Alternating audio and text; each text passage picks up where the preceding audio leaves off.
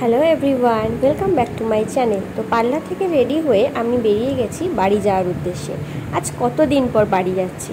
আর বিধাননগরের ব্রিজের ওপরে রাতটা আমার বেশ ভালোই লাগে। কত গাড়ি যায়, লাইটগুলো দেখতে এত সুন্দর লাগে যে বলার মতো নয়। তো যাই হোক, অলরেডি পার্লার থেকে বেরোতে বেরোতে আমাদের 7টা বেজে গেছে।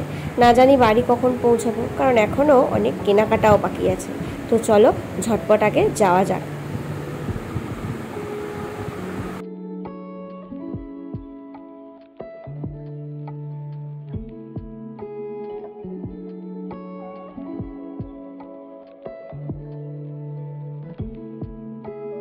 আমরা পরশুদিন কলকাতায় এসেছি, আর কলকাতায় এসে থেকেই এত গরম সহ্যই করা যাচ্ছে না।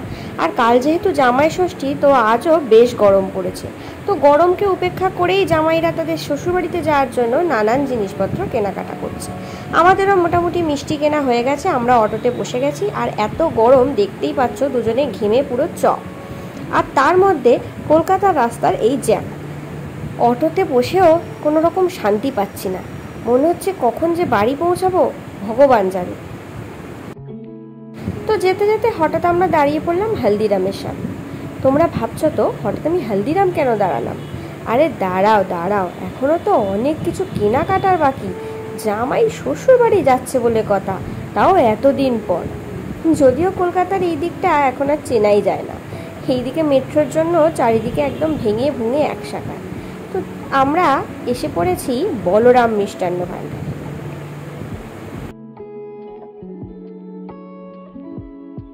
কি জন্য এসেছি? আরে বাবা, মিষ্টি দই নিতে। কলকাতাতে জামাই ষষ্ঠী হচ্ছে, আর জামাই শাশুড়ি মার জন্য হাঁড়ি হাঁড়ি মিষ্টি দই নেবে না, সে আবার হয় নাকি? তো দেখো, অর্ডার দেওয়া হয়ে গেছে, আর চলেও এসছে আমাদের এক হাঁড়ি মিষ্টি দই।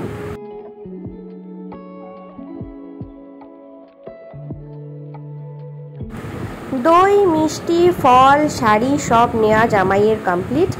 আর গরমে দাঁড়ানো যাচ্ছে না, এবারে ঠাকুর ঠাকুর করে বাড়িতে পৌঁছাতে পারলে বাঁচি।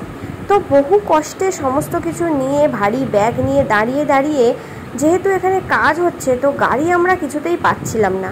ওলা উবের বুক করার পরেও সে আসছিল না। বহু কষ্টে কৈখালি থেকে মাটকল যাওয়ার জন্য 300 টাকা দিয়ে আমরা একটা ট্যাক্সি পেয়েছি। আমরা দামাদামি না করে গরমের মধ্যে ওটাতেই উঠে এগিয়ে চললাম বাড়ির দিকে। যদিও ওখান থেকে আমার বাড়ি আসতে হার্ডলি 40 টাকা লাগবে একটা অটো আর আরেকটা টোটোতে।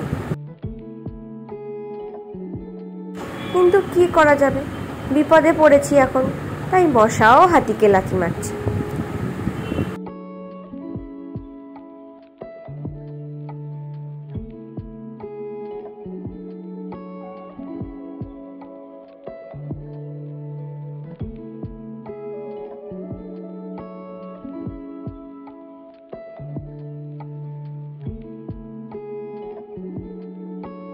চলো, দেখতে দেখতে এসে পড়েছি। সেই চেনা গলি, সেই চেনা রাস্তা, সেই চেনা মানুষজন। কী যে ভালো লাগছে আজ এতদিন পর বাড়িতে এসে, সেটা হয়তো আমার কথার ভাবেই প্রকাশ পাচ্ছে। চলো, বহু প্রতীক্ষা নিয়ে বাড়ি পৌঁছে গেছি। এবার সবাইকে একটু একচোখ দেখার জন্য মনটা বড় আকুল বিকুলি হচ্ছে। আজকের ভিডিওটা আমি এখানেই শেষ করছি। দেখা হচ্ছে অন্য কোনো ভিডিওতে। ততদিন তোমরা ভালো থেকো, সুস্থ থেকো।